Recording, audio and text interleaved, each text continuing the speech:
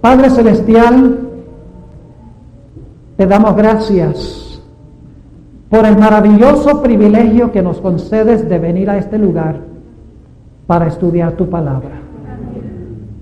Señor, qué bendición poder venir con plena libertad de cultos para estudiar tu palabra. Hay lugares en este mundo a donde la gente no tiene este derecho ni este privilegio.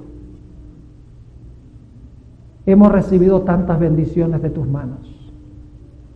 Te pido, Señor, que en el transcurso de esta semana tú nos ayudes a apreciar y a amar tu palabra. Ayúdanos a entender esta profecía esta noche de Daniel 2. Ilumina nuestras mentes por medio de tu Santo Espíritu. Y ayúdanos a ver que Cristo está muy próximo a venir y que debemos prepararnos. Gracias, Señor, por escuchar nuestra oración y por responderla. En el nombre de Jesús. Amén. Daniel 2 es probablemente la profecía mejor conocida para los adventistas que encontramos en la Biblia. Y generalmente cuando estudiamos Daniel 2, pasamos muy someramente por encima de la primera mitad del capítulo 2 y empezamos a hablar a donde se menciona la imagen. Yo creo que esto es un error, porque la primera parte del capítulo 2 de Daniel es la clave para entender el resto del capítulo. Ahora, yo quisiera empezar en Daniel el capítulo 2 y el versículo 1, y vamos a analizar y a estudiar los primeros versículos de este maravilloso capítulo 2 de Daniel.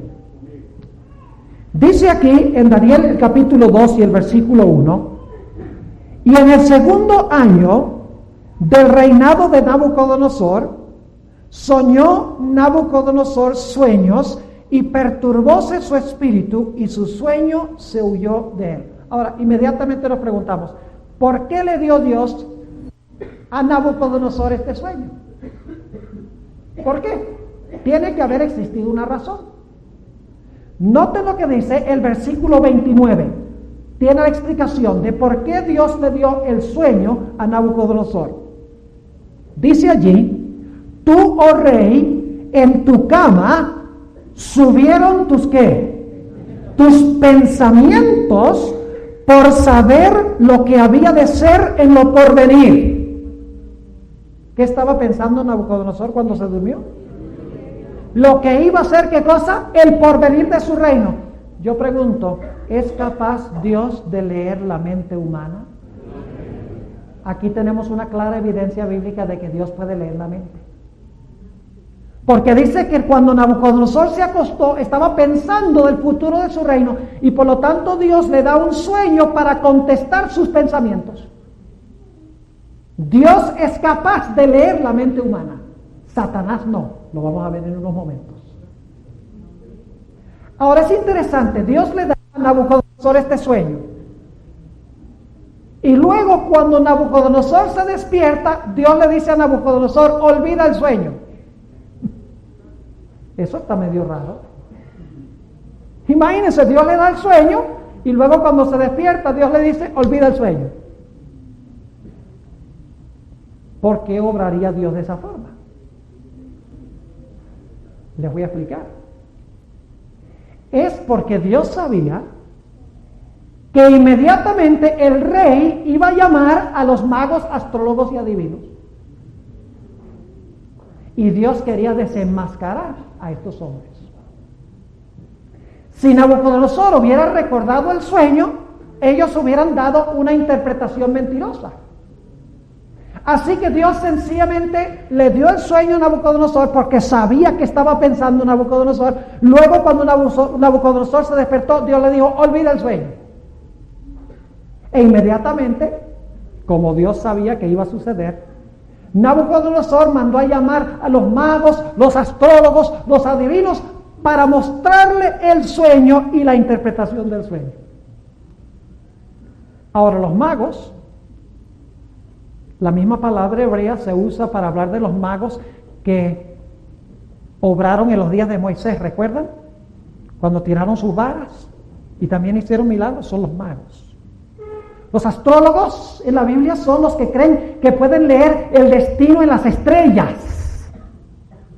Los adivinos hoy en día son equivalentes a los que creen que pueden leer el futuro en la bola de cristal. Psíquicos, le diríamos hoy, profetas psíquicos. Es decir, que Nabucodonosor mandó a llamar a todos estos individuos para que ellos le mostraran el sueño y la interpretación del sueño. Y cuando vienen ante el rey les dice, he tenido un sueño y necesito que ustedes me digan el sueño y lo que significa el sueño. Y enseguida los magos, los astrólogos y los adivinos le dijeron al rey, oh rey, dinos el sueño y te daremos la interpretación.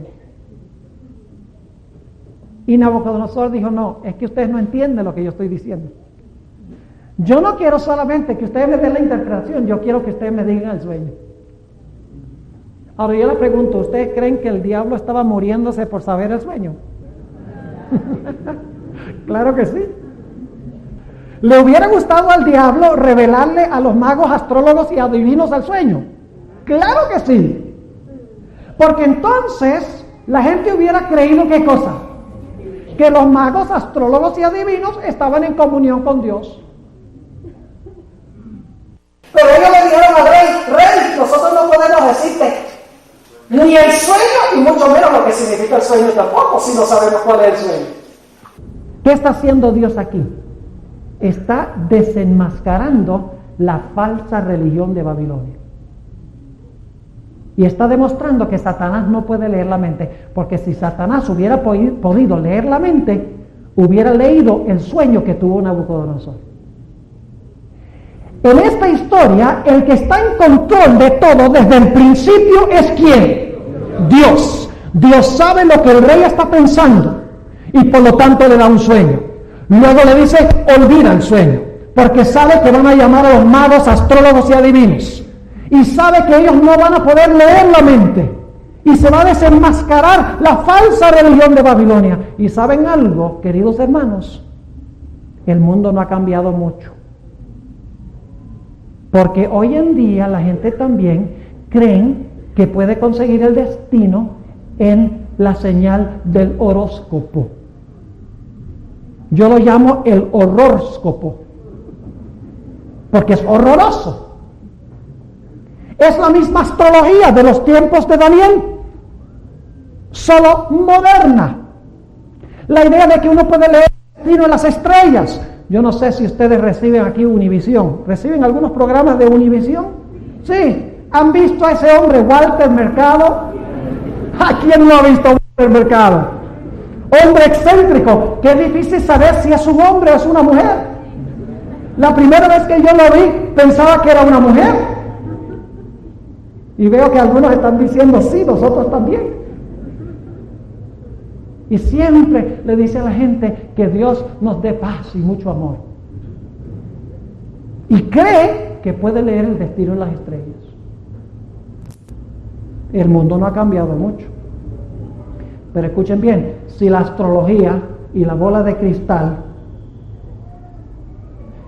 y leer la palma de la mano no funcionó en los días de Daniel, ¿qué les hace a ustedes pensar que va a funcionar hoy? Son los mismos métodos y no. Yo quiero que ustedes noten lo que hace Satanás como resultado. La historia es un juego y un contrajuego.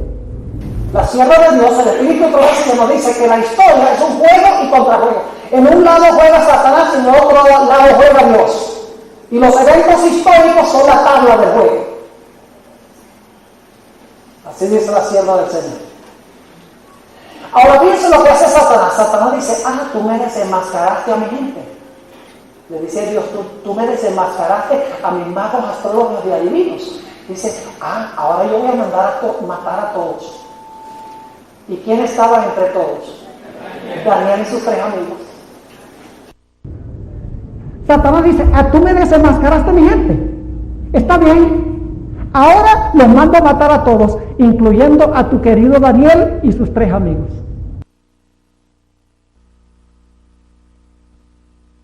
Y Dios dice, no tan rápido. Y ustedes saben la historia. Daniel va y habla con sus 3 compañeros y les dice, vamos a nuestra pieza y vamos a mirar en la bola de cristal.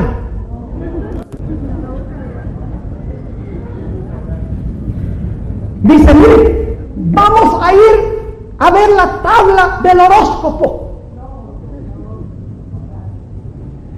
Vamos a ir a conseguir una gitana que nos lea la mano. No. Dice allí que Daniel fue a sus compañeros y les dijo, vamos a rogar por las misericordias de Dios, que nos revele el sueño y la interpretación para que no muramos con los magos. Y entonces Daniel se durmió y Dios le mostró el sueño a Daniel. ¿Quién está en control de toda esta situación? Dios. El diablo no puede. Y Dios le muestra a Daniel el sueño, la interpretación del sueño, y luego Daniel va ante el rey. Y escuchen bien, en vez de morir Daniel, se vuelve el más famoso del reino.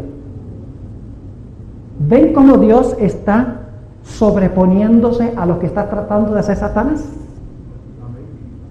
Ahora, yo les mencioné que la historia es como un juego y contrajuego. Vemos ese juego y contrajuego aquí en la primera mitad del libro de Daniel, el capítulo 2. Dios sabe lo que el rey está pensando, está en control desde el comienzo. Dios dice, bueno, te doy un sueño para contestar lo que tú estás pensando. Y luego Dios le dice, pero cuando te despiertes, el sueño se te va.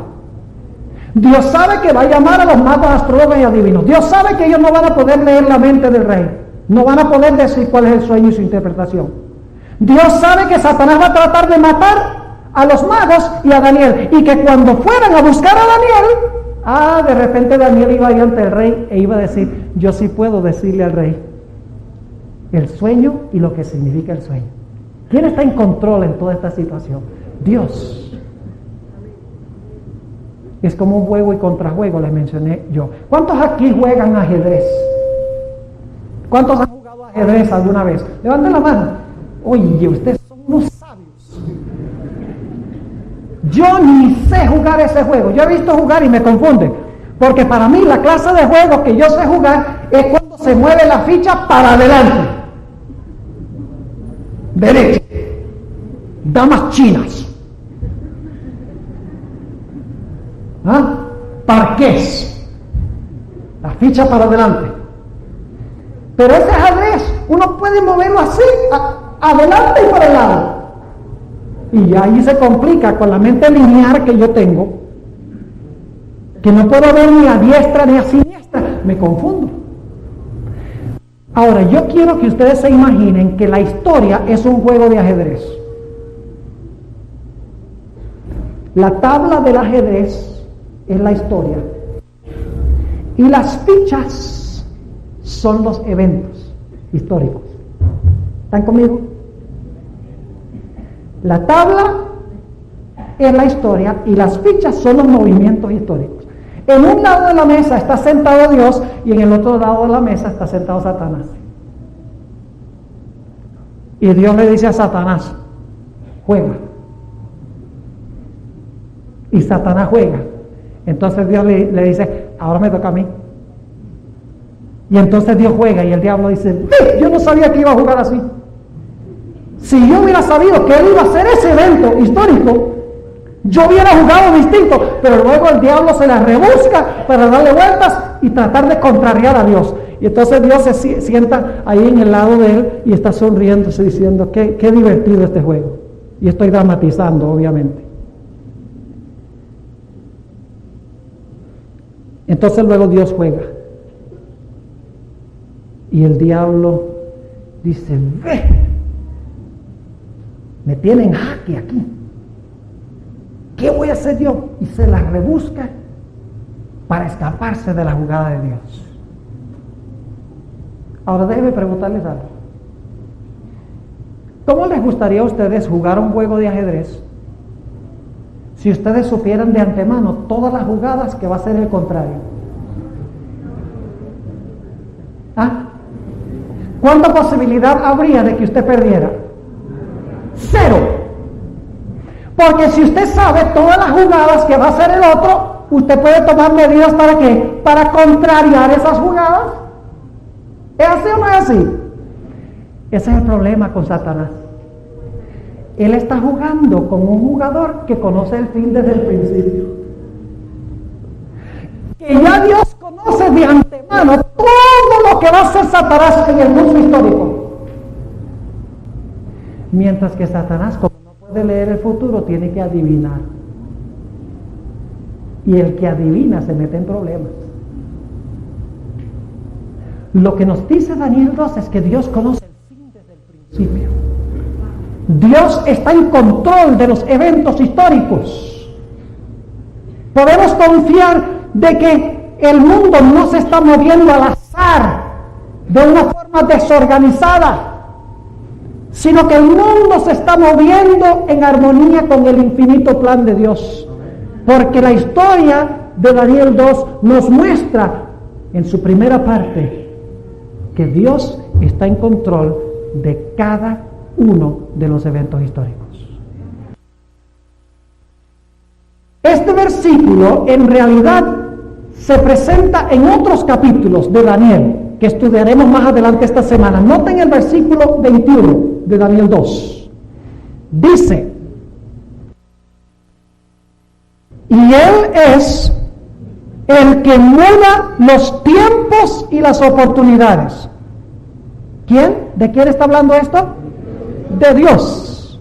¿Qué muda Dios? Los tiempos y las oportunidades. Les pregunto, en Daniel 7 hay un cuerno pequeño que cree que puede cambiar los tiempos. Entonces este cuerno pequeño está tomando las prerrogativas que pertenecen a Dios. Sí, porque aquí dice que Dios es el que cambia los tiempos. Y si el cuerno pequeño dice que puede cambiar los tiempos, es porque el cuerno pequeño cree que es ¿qué? Que es Dios. Exactamente. Ahora, ¿qué más hace Dios? Dice: quita reyes y pone reyes. ¿Qué hace Dios? Quita reyes y pone reyes. ¿Por qué es presidente de Colombia Pastrana? Ah, porque más gente votó por él. ¿Cierto? No. Está allí porque en algún sentido era la voluntad de Dios que estuviera allí. ¿O es que Dios ya no quita reyes y pone reyes? ¿Será que solamente Dios en los días de Daniel quitaba reyes y ponía reyes? Pero hoy Él deja que los reyes se levanten y que los reyes caigan como sea. No. Aquí dice que Dios quita reyes y pone reyes. ¿Saben algo? ¿Saben por qué Nabucodonosor era rey? Vamos a leerlo en los versículos 37 y 38 para que ustedes vean que Dios está en control. Todo lo que tenemos en esta primera mitad del capítulo es que el que controla los eventos históricos es ¿quién? Dios. Quiero preguntarles esto: ¿ustedes creen que si Dios es capaz de controlar y dirigir algo tan complicado con la historia, que Él va a tener alguna dificultad en controlar y dirigir su vida si usted se la encomienda a Dios? ¿Saben algo? La historia es mucho más compleja que mi vidita. Y si Dios puede controlar y dirigir y organizar la historia para que funcione en armonía y alcance el fin deseado, ciertamente Dios puede dirigir y controlar mi vida dentro de la historia si yo la encomiendo en sus manos. Lo que pasa es que nosotros muchas veces queremos hacer lo nuestro. No queremos hacer lo que Dios dice, sino lo nuestro. Noten lo que dice el versículo 37 y 38. Algunos piensan, bueno, Nabucodonosor era el monarca más grande del mundo, tenía más armas, tenía más ejércitos, más sabiduría militar, por eso es que Nabucodonosor llegó a ser rey. Y lo otro, no señor.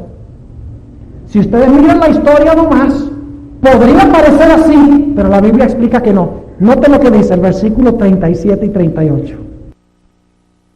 Tú, oh rey, eres rey de reyes, porque el Dios del cielo te ha dado reino, potencia y fortaleza y majestad. ¿Por qué es que Nabucodonosor era rey? Porque Dios le había dado reino, potencia, fortaleza y majestad. Versículo 38. Y todo lo que habitan, hijos de hombres, bestias del campo y aves del cielo, Él ha entregado en tu mano y te ha hecho enseñorear sobre todo ello. ¿Por qué era rey Nabucodonosor? Porque Dios lo puso allí. ¿Por qué cayó Babilonia y se levantó para gobernar Medo-Persia? Dios le dijo a Belsasar, porque en el cielo Dios ha pesado tu reino en balanza y ha sido hallado que falto. Por lo tanto, el reino es quitado de ti y dado. ¿Dado por quién? Por Dios a los medos y persas. Dios es el que controla la historia. Ahora, yo sé que ustedes están ansiosísimos de que lleguemos a la estatua. Pero la estatua nos enseña lo mismo que lo que hemos estado estudiando. Vamos a ver que el tema central es que Dios está en control de todo. Por eso debemos encomendar nuestras vidas a Dios, para que dirija nuestras vidas. Note lo que dice en el versículo 29. Tú, oh rey, en tu cama subieron tus pensamientos por saber lo que había de ser en lo porvenir. Y el que revela los misterios te mostró lo que ha de ser. Y luego noten que Daniel le da el crédito a quién. ¿Se dieron cuenta ustedes más antes en este capítulo que el siervo Melzar es el que encuentra a Daniel? Y Melzar viene al rey y le dice, oh rey, he hallado un hombre que te puede decir el sueño y su interpretación. Fíjense, dice, he hallado, yo lo conseguí. Él se está echando las flores. ¿No es así? Pero noten el contraste con Daniel. ¿Daniel sabe quién está dirigiendo y controlando la historia? ¿Lo entiende bien? Claro que sí. Dice en el versículo 30, y a mí ha sido revelado este misterio, no por sabiduría que en mí haya más que en todos los vivientes, sino para que yo notifique al rey la declaración y que entendieses los pensamientos de tu corazón. Tú, oh rey, veías, y he aquí una grande imagen. Quiero que ahora usen su imaginación. Mañana en la noche vamos a empezar a poner aquí cuadros en la pantalla, pero por ahora yo quiero que ustedes usen su imaginación. ¿Se están imaginando una gigantesca qué? Estatua, una gigantesca imagen. Y dice, esta imagen que era muy grande y cuya gloria era muy sublime, estaba en pie delante de ti y su aspecto era terrible. Lo más probable es que esta estatua medía 90 pies de alto y 6 pies de ancho. Y 9 pies de ancho, perdón. Porque en Daniel 3, como vamos a ver más adelante esta semana, el rey Nabucodonosor hizo una estatua como la que vio en el sueño. Con una diferencia. Y es que en vez de hacerla con diferentes metales, la hizo toda de oro. ¿Saben lo que estaba diciendo Nabucodonosor? Dios dice que va a haber varios reinos, pero el que dirige la historia aquí soy yo, nada más va a haber uno. ¿Lo habían pensado alguna vez desde esa perspectiva? Eso es lo que Nabucodonosor está diciendo. Cuando él hace una estatua toda de oro, él está diciendo, mi reino es un reino ¿qué? Eterno. La historia no se va a mover como dice Dios, sino como digo yo. Y hay del que diga lo contrario. Y entonces Dios tiene que enseñarle otra vez la lección. Le dice, hay del que diga lo contrario. Ajá. Vamos a ver qué pasa aquí. Y ustedes conocen la historia. Más adelante esta semana vamos a analizar más esto. Versículo 32. La cabeza de esta imagen era, ¿qué cosa? De fino oro. Recuerden eso. Una estatua, la cabeza es de oro. Sus pechos y sus brazos eran de plata. Su vientre y sus muslos de metal o bronce. Sus piernas de hierro. Y sus pies en parte de hierro y en parte de ¿qué? De barro cocido. ¿Tiene la imagen clara en su mente? Cabeza. A ver, ¿qué pasa? ¿Tienen frío? La cabeza era de oro. Pecho y brazos. Ay, pero ¿qué pasa? No han cenado. A mí me gusta que respondan. La cabeza era de... Ah, ahora sí. Pecho y brazos de... Vientre de... Piernas de... Y pies de hierro y... Barro. ¿Tienen la imagen clara en su mente? Ok. Hay algo interesante en cuanto a los metales de esta estatua. ¿En qué orden están?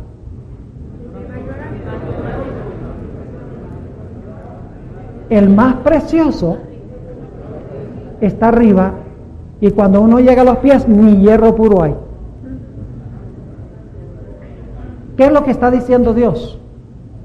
Que la historia se va a mover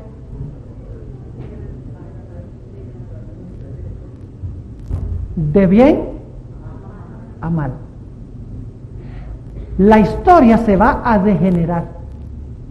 La historia se va a deteriorar. Y por si acaso alguno dice, bueno, debe ser coincidencia de que la cabeza es de oro y pecho y brazos de plata, porque el oro es el más precioso, luego le sigue la plata en preciosura y luego entonces el bronce. Nada más un accidente de que haya sido así. La respuesta es que no. Porque dice en el versículo, en la interpretación de este sueño, en el versículo 39, noten, después de ti se levantará otro reino que menor que tú. Como la plata es menor al que al oro. Es decir, la historia va a ir de mal en peor. Esto es contrario a la teoría de la evolución. Esta es la devolución. La evolución dice que nosotros empezamos como microorganismos y nos desarrollamos a través de las diferentes clases de animales hasta que llegamos a ser unos simios bien desarrollados, y usan la palabra mico, en otras partes mono, pero en Venezuela un mono soy yo. Aquí le dicen mono, en Venezuela le dicen catil. ¿Ve? Aún en los países hispanos hay diferentes formas de decir las cosas. Pero creen que el hombre se desarrolló hasta ser un mico, un gorila, y luego entonces Dios le dio conciencia al gorila, y entonces el gorila se paró y se tornó lo que somos nosotros hoy en día, ser humano. De peor a mejor. Y los evolucionistas creen que la sociedad también se está moviendo de peor a mejor. Pero si Dios hubiera querido decir que la historia se va a poner mejor y mejor, hubiera colocado el oro en los pies y el hierro y el barro en la cabeza. O posiblemente hubiera colocado la estatua con la cabeza para abajo. Dios está diciendo desde el mismo comienzo que la historia se va a degenerar, se va a deteriorar. De tal manera que la única esperanza para el planeta Tierra va a ser en esa roca que va a azotar a la imagen para formar un reino eterno que nunca se corromperá. Ahora, La visión no termina con la estatua. Fíjense lo que dice en el versículo 34. Estabas mirando hasta que una piedra fue cortada. Pregunta, ¿de dónde fue cortada?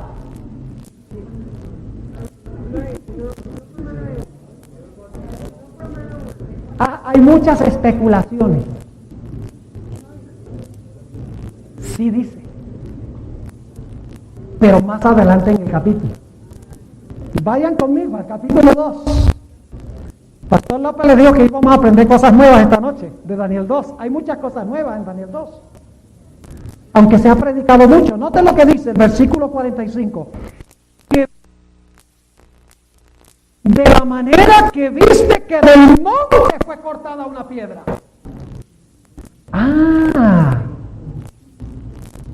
Entonces la piedra fue cortada de un ¿qué?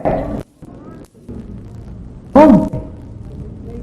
No les voy a decir todavía. Gracias, claro.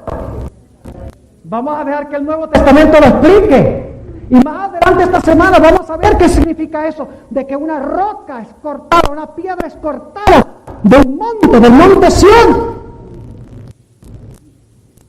Hemos pensado muchas veces que la roca representa la segunda venida. Yo les voy a decir algo, que en realidad la roca representa el juicio. Y yo se los voy a comprobar usando las otras profecías de Daniel y Apocalipsis, comparadas con Daniel 2. Se los voy a comprobar bíblicamente.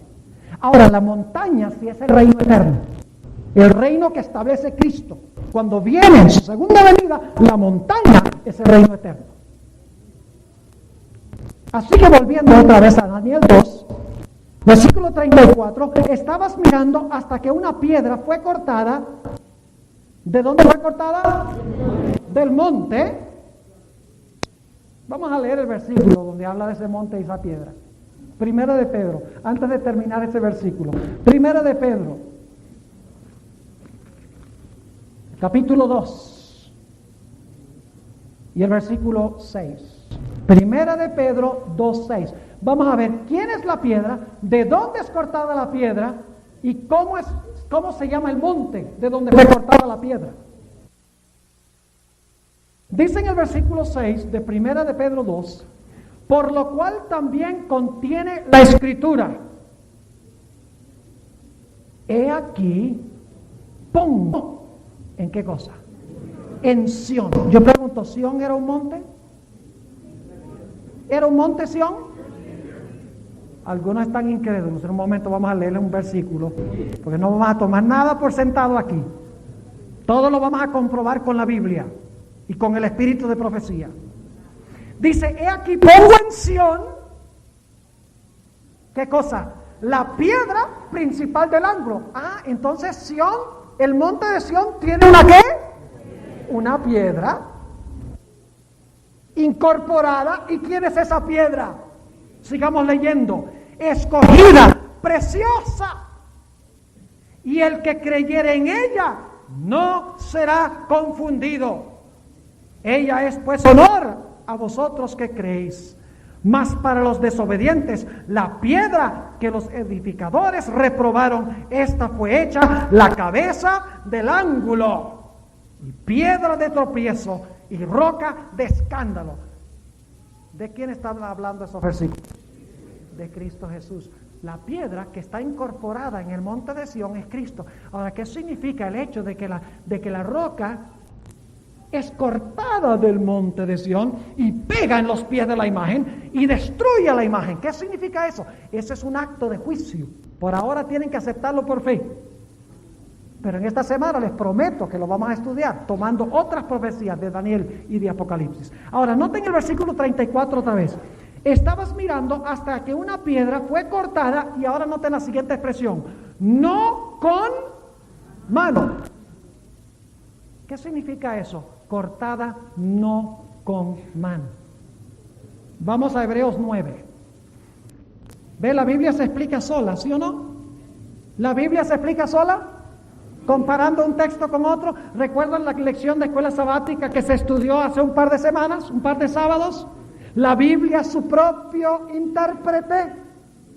Estamos usando el ejemplo. En Daniel 2 no dice cuál es el monte ni dice cuál es la roca. Entonces buscamos un texto en la Biblia a donde habla del monte y la piedra conectada con el monte. ¿Es muy difícil y complicado eso? El estudio de la Biblia no es complicado ni difícil. Nosotros somos los que lo hacemos difícil porque no usamos el principio de que la Biblia se explica sola. Ahora, note lo que dice en el libro de Hebreos. ¿Qué significa cortada no con mano? Dice allí en Hebreos 9:11 y está hablando del santuario celestial. Déjenme preguntarles, ¿quién construyó el santuario celestial? ¿Algún ser humano lo construyó? No, Dios lo construyó. Ahora, noten lo que dice el versículo 11 de Hebreos, el capítulo 9. Mas estando ya presente Cristo, pontífice de los bienes que habían de venir, por el más amplio y más perfecto tabernáculo, no hecho de manos. Y luego explica qué significa eso. Es a saber, no de esta creación. Yo pregunto entonces, ¿la piedra que es cortada del monte representa algún reino que van a establecer los seres humanos? Tiene que ser un reino establecido ¿por quién? Por Dios. Porque hay una iglesia en el mundo hoy que dice que Dios lo que manda es que la iglesia se posesione del mundo y que la iglesia ocupe el trono del mundo. Y ese va a ser el reino de Dios.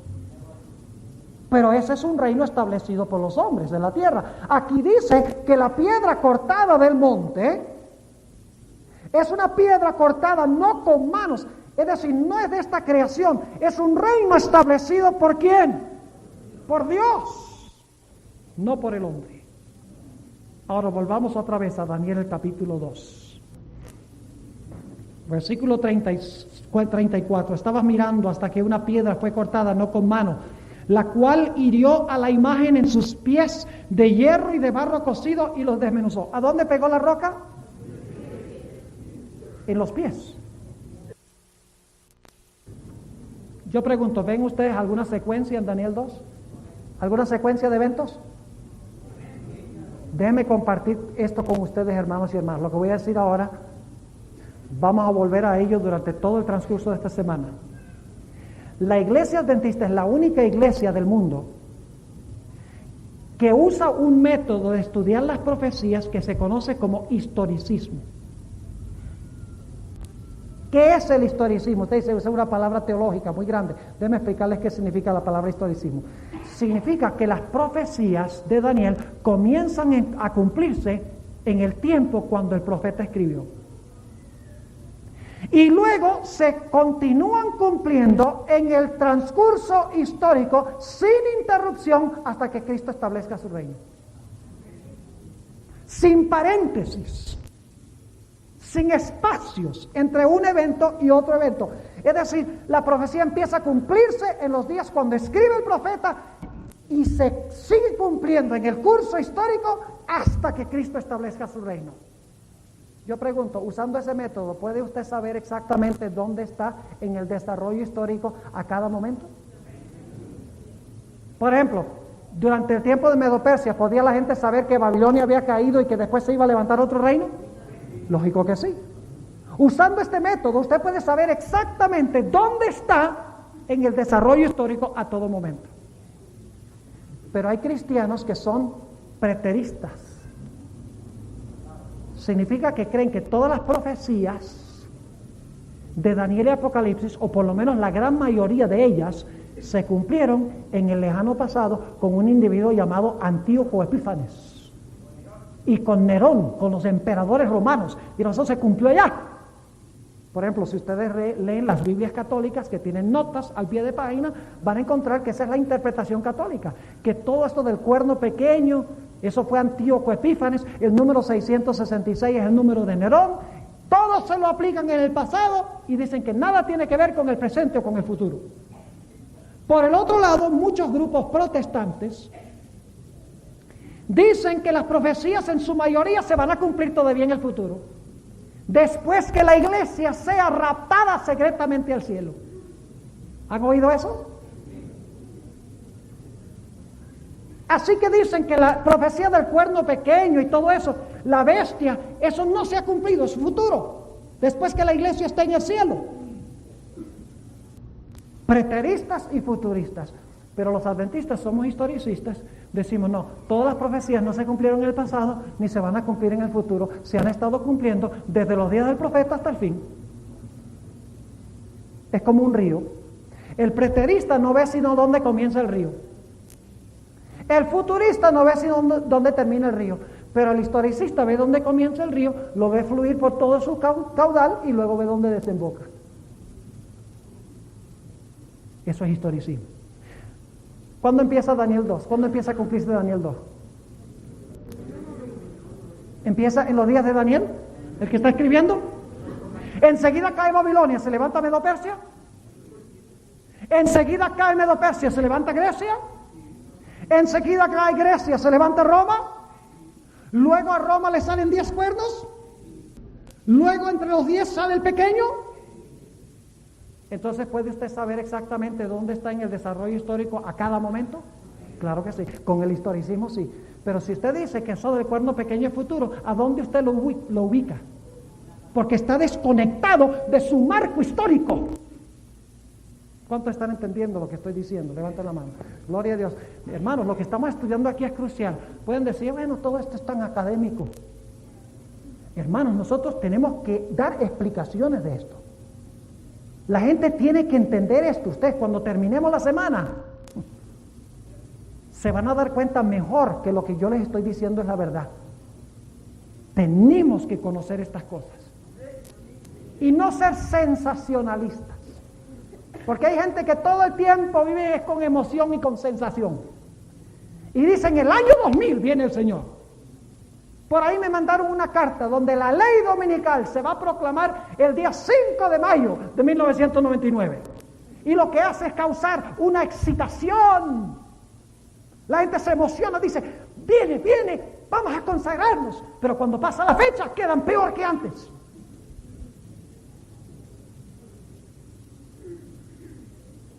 La Biblia dice que nadie sabe el día ni la hora, no solo de la segunda venida, la sierva de Dios. Tengo 4 páginas de citas de la sierva de Dios donde ella dice que no habrá más tiempo profético ni habrá más fechas. Punto final. Así que si alguien viene a usted dándole fechas, húyale como a la lepra. Hoy diríamos como a la sida. Como el SIDA. Note lo que dice el versículo 35. Entonces fue también desmenuzado el hierro. Noten que la roca pega en los pies, ¿verdad? Yo pregunto, ¿la roca viene después de todos los demás reinos? ¿Viene al puro final? Entonces, ¿es historicismo esto? Claro que sí. Entonces fue también desmenuzado el hierro, el barro cocido, el metal, la plata y el oro, y se tornaron como tamo de las eras del verano. ¿Qué es eso de tamo de las eras del verano? Lo que hacían era, cuando cosechaban el trigo, lo restregaban, o a veces usaban bueyes para pisotearlo, para quitarle la hojarasca, la concha. Y entonces cuando venía el viento se llevaba la hojarasca, pero quedaba el trigo porque era más pesado. Y a veces cuando no había viento, como se menciona en Mateo 13, el versículo 12, un individuo tiraba el trigo para arriba y el otro tenía un aventador en su mano. Y el trigo pesado caía a la era, mientras que la hojarasca, la paja, se iba. De eso está hablando. Y déjeme preguntarles, ¿cuánto de la paja queda cuando el aventador ha aventado la era? Nada. Y eso es lo que quiere decir Dios. De estos reinos no va a quedar ni la muestra. Versículo 35. Entonces fue también desmenuzado el hierro, el barro cocido, el metal, la plata y el oro, y se tornaron como tamo de las eras del verano, y levantólos el viento, y nunca más se les halló lugar. Gloria a Dios, que no habrá más reinos humanos. porque los reinos establecidos por los pecadores son un desastre. Sigue diciendo en la última parte del versículo 35, mas la piedra que hirió a la imagen fue hecha un gran monte. Hay dos etapas, la piedra y el monte. El monte es el reino. Vamos a anotarlo. Dice, fue hecho un gran monte que hinchió toda la tierra. Ahora necesito dedicar unos minutos para hablarles de los pies de la imagen.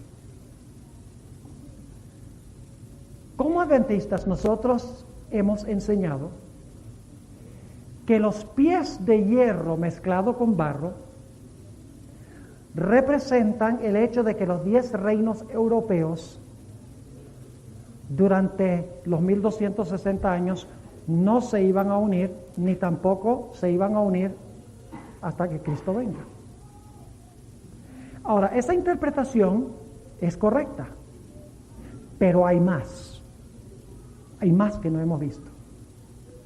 Un detalle crucial para lo que vamos a estudiar en el resto de esta semana. Para colocar el marco de lo que vamos a hablar brevemente en cuanto a los pies, necesito preguntarles en primer lugar, ¿qué representa la cabeza de oro? Babilonia. Gobernó desde el 605 hasta el 539 antes de Cristo. ¿Qué representa el pecho y los brazos de plata? Medo-Persia. Gobernaron del 539 al 331. ¿Qué representa el vientre de bronce? Grecia, que gobernó desde el 331 al 168. ¿Qué representan las piernas de hierro? Roma, el imperio romano. Ahora, escuchen lo que les voy a preguntar. ¿En los pies hay hierro? Entonces mi pregunta es, ¿en los pies continúa Roma? ¿Están conmigo o no están conmigo? Levanten la mano los que están conmigo. Ay, tremendo pues. Ahora sí se animó este lugar. Así sí me gusta predicar. Porque ustedes me ayudan a predicar. Si ustedes se quedan tranquilos y nadie dice amén y todos se quedan sentados con la cara sin expresión, entonces no tengo ese calor.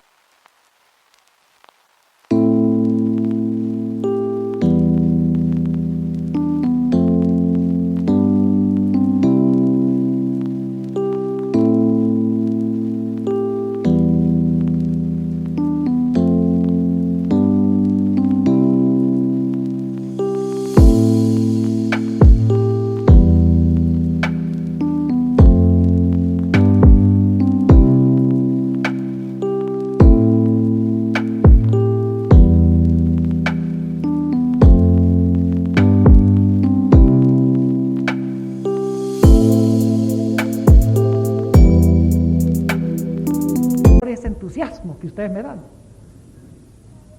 Así que entusiasmenme. Y el Señor lo hace también. Pero el Señor los usa a ustedes como instrumentos también. Gloria a Dios. Ahora mi pregunta, ¿en los pies continúa Roma? Pero es una Roma diferente. ¿Es pura Roma? No, es una Roma mezclada. Ahora escuchen bien. ¿Qué representa el barro que se encuentra en los pies?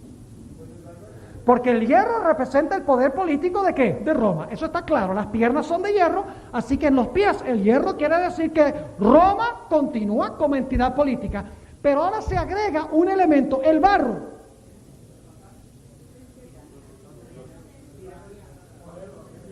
Toda clase de especulaciones.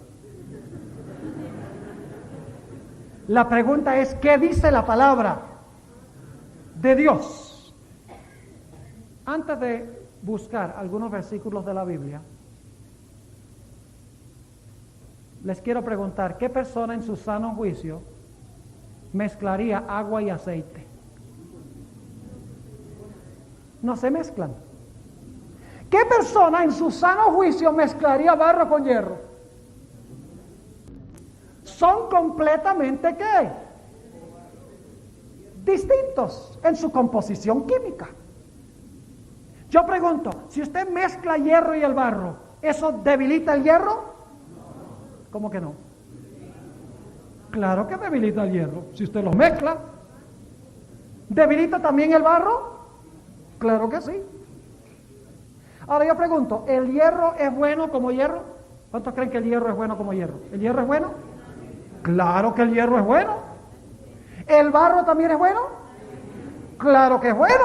¿Dónde está el problema? Cuando se mezcla lo que no debe ir junto. Ahora mi pregunta es, cuando cayó el Imperio Romano, ¿qué fue lo que se unió que no debería haberse unido? La iglesia con el Estado. Y ustedes dicen, bueno, eso está muy interesante, pastor, pero ¿dónde está la prueba bíblica? A eso vamos.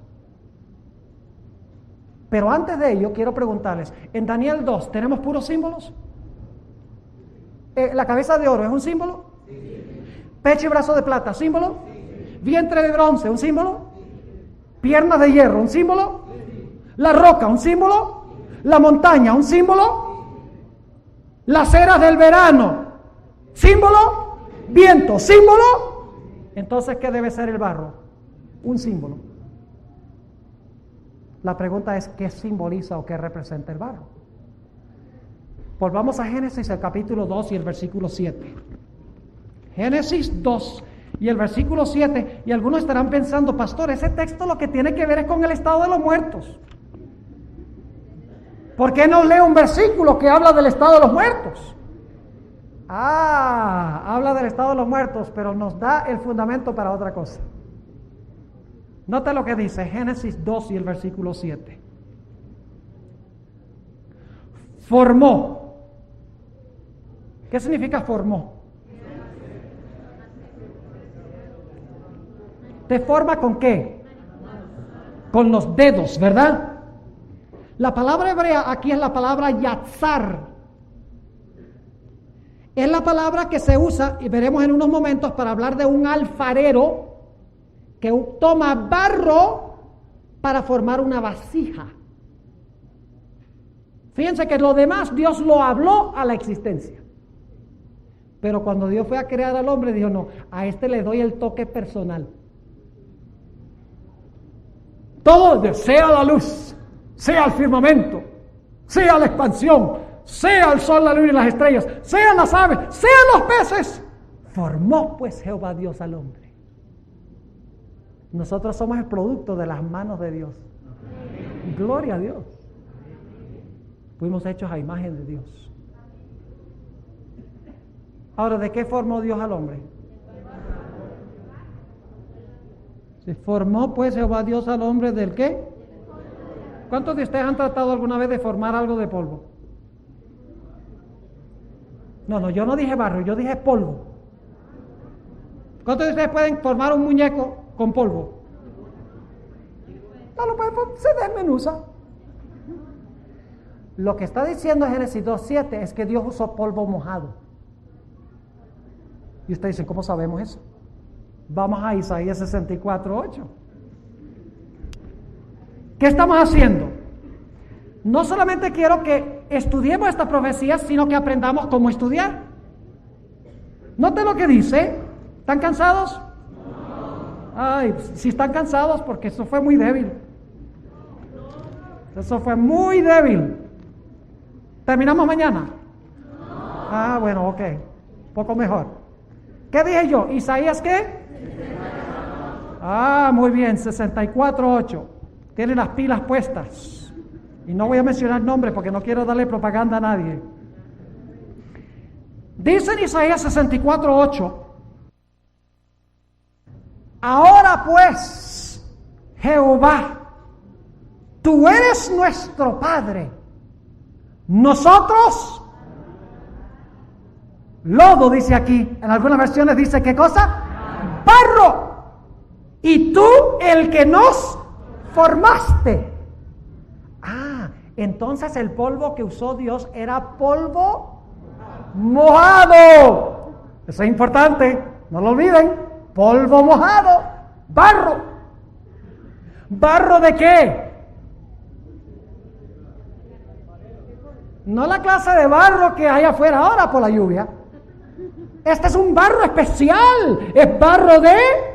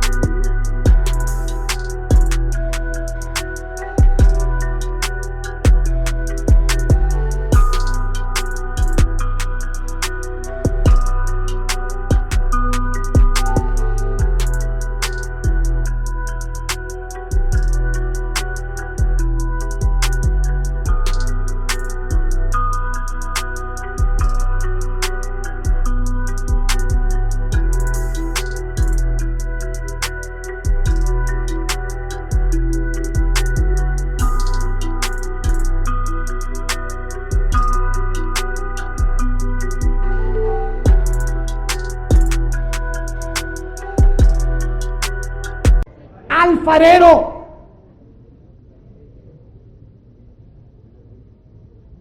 Otra vez Génesis 2:7. Formó pues Jehová Dios al hombre del polvo de la tierra. Y ahora noten, había un muñeco de polvo completico, con pulmones, con corazón, con riñones, con hígado, con piernas, con brazos, con ojos, con lengua. Bueno, a veces hubiera sido bueno que no hubiera puesto una lengua ahí, especialmente después del pecado. Porque en la iglesia hace mucho ejercicio la lengua, ¿verdad? Y no para glorificar a Dios a veces. Dios hizo este muñeco de polvo. ¿Pero qué problema tenía el muñeco de polvo? No tenía vida. Así que, ¿qué hizo Dios? Dice, alentó en su nariz, ¿qué cosa? Soplo de vida, es decir, espíritu de vida, y fue el hombre un alma viviente. En otras palabras, llegó a ser una persona. Es decir, para tener un ser viviente o una persona que vive, es necesario que Dios haya formado al hombre de polvo, como el alfarero, del lodo, y luego haber alentado en su nariz, y ahora entonces ese cuerpo se para y empieza a funcionar. Es decir, el cuerpo humano físicamente está compuesto de polvo o de lodo, pero sin el espíritu de vida, el lodo está muerto. Ahora usted dice, ¿y qué tiene esto que ver con Daniel 2? Les hago esta pregunta. ¿Qué es la iglesia de acuerdo al Nuevo Testamento? La iglesia es el cuerpo ¿de quién? De Cristo. ¿Quién formó el cuerpo de Cristo? Cristo.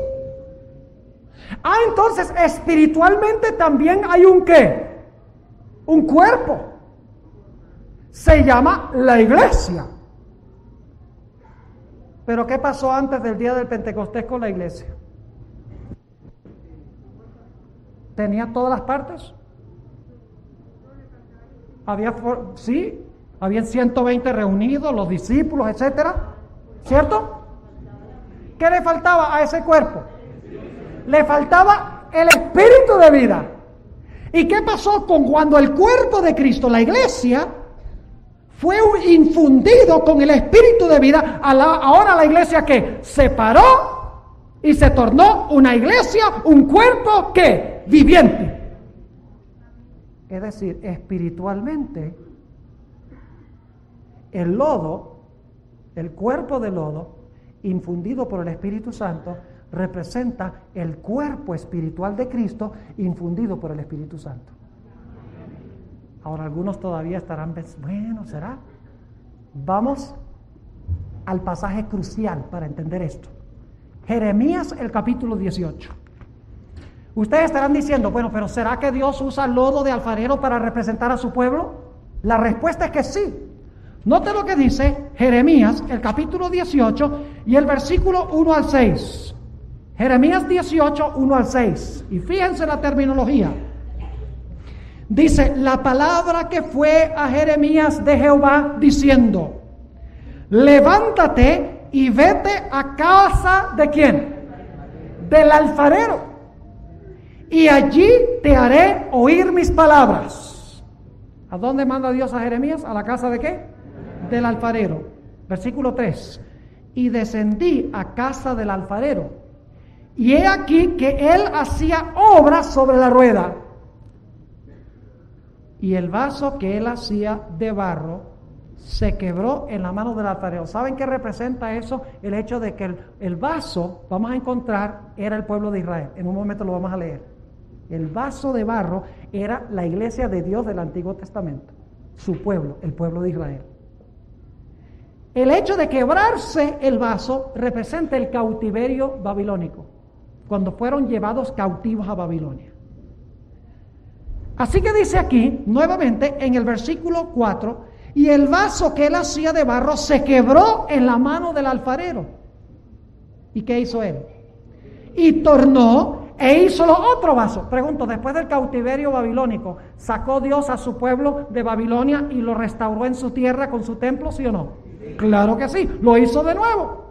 Según, dice la última parte del versículo 4, según que al alfarero pareció mejor hacerlo. Y ahora viene la explicación, ¿qué significa esto? Entonces fue a mí palabra de Jehová diciendo, no podré yo hacer de vosotros como este alfarero o casa de Israel, dice Jehová.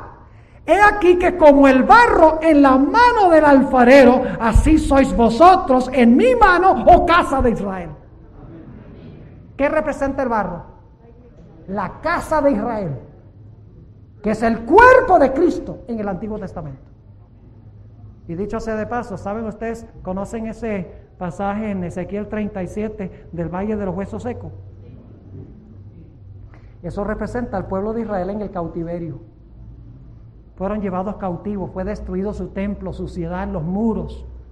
Fueron llevados esclavos a Babilonia. Decían, nos secamos, nos hemos muerto, no queda nada. Y Dios dice, oh no, yo voy a hacer de nuevo el cuerpo. Y voy a llamar al espíritu que entre al cuerpo. Y si ustedes leen Ezequiel 37:10, dice que esos huesos secos en quienes Dios mete su espíritu, representa la casa de Israel. Entonces, volviendo otra vez a Daniel 2, ¿qué representa el barro? ¿Representa qué? La iglesia. Es decir, que después de la caída del Imperio Romano, se iban a establecer 10 reinos y luego se le iba a añadir a esos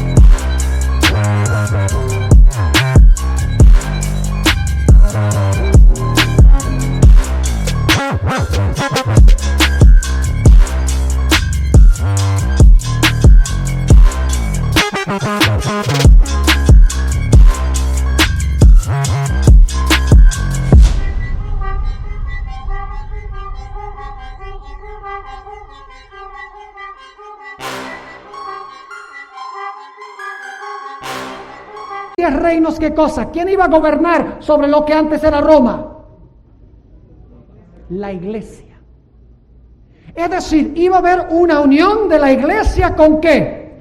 Con el Estado. Yo pregunto, históricamente, ¿fue eso exactamente lo que sucedió? Claro que sí. Ahora aquí viene mi último punto. Y es este. ¿Hasta cuándo existen los pies de hierro y barro? Según el sueño. Hasta que Cristo venga. Yo pregunto, ¿en los Estados Unidos hoy en día está unida la iglesia con el Estado? No. En la mayoría de los países del mundo, ¿la iglesia cristiana puede perseguir usando el Estado a aquellos que no están en armonía con ella? Hoy no. En la Edad Media sí, pero hoy no. Porque la iglesia y el Estado están ¿qué? Separados. Pero según Daniel 2, el hierro y el barro están unidos hasta el fin. Entonces yo pregunto, ¿debe ser que va a haber otra etapa de la unión del hierro y el barro fuera de lo que sucedió durante los 1260 años? Daniel 2 nos insinúa fuertemente de que la unión del hierro y el barro va a tener dos etapas. Y mañana cuando estudiemos el cuerno pequeño va a salir clarito, porque Daniel 7 es paralelo a Daniel 2. Solo que en Daniel 7 hay bestias, en Daniel 2 hay metales. En Daniel 2 tiene unos 10 dedos, en Daniel 7 10 cuernos. En los pies de la imagen, entre los 10 dedos está el barro, mientras que en Daniel 7 sale el cuerno pequeño. El barro es el cuerno pequeño. Pero lo interesante es que el cuerno pequeño solo dura 1260 años y recibe una herida de muerte. Pero luego la Biblia dice que su herida es sanada. La iglesia tiene que unirse de nuevo con el Estado otra vez. Y claramente lo indica en Daniel 2, lo insinúa fuertemente, porque el hierro y el barro están unidos hasta que Cristo haga el juicio y establezca su reino eterno. ¿Está claro ese punto? Yo doy gracias al Señor, hermanos y hermanas, de que Dios nos ha dado de una forma tan clara la secuencia de eventos que iban a suceder y que están sucediendo en el mundo. La intención que están haciendo los hombres hoy en día de unir la iglesia con el Estado, para que la iglesia pueda usar el Estado para lograr sus propósitos y para perseguir, va a traer resultados terribles, porque es juntar lo que Dios no juntó. Unir la iglesia y el Estado es algo tan falaz como tratar de unir hierro y barro. Es lo que la Biblia está diciendo. Y cuando estudiemos Apocalipsis 17 vamos a ver que se usa otro símbolo. La iglesia es la esposa de Cristo, el marido, ¿sí o no? ¿Con quién debe estar casada la iglesia? Que es la mujer, con Cristo. Pero en Apocalipsis 17 hay una ramera que fornica con los reyes de la tierra. Es decir, se ha unido ¿qué cosa? La iglesia apóstata ¿con qué? Con los reyes de la tierra. Pregunto, ¿es eso una unión legítima o ilegítima? Ilegítima. Porque así como es cierto decir, lo que Dios juntó no lo separa el hombre, también es cierto decir, lo que no juntó Dios no lo junta el hombre. Por eso Cristo dijo, mi reino no es de este mundo. Cuando Pedro le cortó la oreja a Malco, Cristo no dijo, y ustedes los cobardes, saquen también la espada, castíguenlos, usen la espada. Cristo dice, guarda esa espada. Cuando los discípulos querían llamar fuego del cielo para consumir esas ciudades de los samaritanos, porque no querían aceptar a Cristo, Cristo le dice, ustedes no saben de qué espíritu son. Dios quiere que la iglesia sea iglesia y que el Estado sea Estado. Cada uno funcionando en su esfera, separados uno del otro, porque Dios nunca los juntó. Yo doy gracias a Dios, hermanos y hermanas, que aunque las profecías dicen que se van a volver a juntar la iglesia y el Estado, que Dios está sentado en el trono. Dios está en control. Y así como Dios juzgó al cuerno pequeño y le suministró una herida mortal, en el juicio final y en su venida el Señor Jesucristo castigará a esta coalición político-religiosa para establecer un reino que nunca jamás se corromperá. ¿Quieren ustedes pertenecer a ese reino? ¿Quieren levantar la mano? Gloria a Dios. Yo espero verlos allí, porque yo tengo planes de estar. Así que ustedes verán si hacen planes para estar allí conmigo también. Oremos. Padre, te damos gracias por tu palabra. Te damos gracias por esta maravillosa profecía. Sabemos, Señor, que lo único que falta de este sueño y su interpretación es la última parte de los pies y el barro. Ya la primera parte pasó. Estamos en el puro fin de este sueño. Y sabemos, Señor, que si tú cumpliste todo lo demás exactamente como lo dijiste, no tenemos por qué dudar de que tú vas a cumplir el último evento también. Si todo se ha cumplido en el desarrollo histórico, exactamente como tú lo dijiste, ¿para qué vamos a dudar que el último evento también va a suceder muy pronto? Te ruego, Señor, que tú bendigas cada persona reunida aquí. Señor, que en serio podamos dedicar nuestras vidas al Señor Jesús y prepararnos para la crisis que viene y para habitar eternamente con nuestro querido Señor. Gracias, Señor, por el privilegio de la oración y gracias por escucharnos. En el nombre y por los méritos de Cristo, nuestro Salvador, te lo pedimos. Amén. Dios les bendiga y les guarde.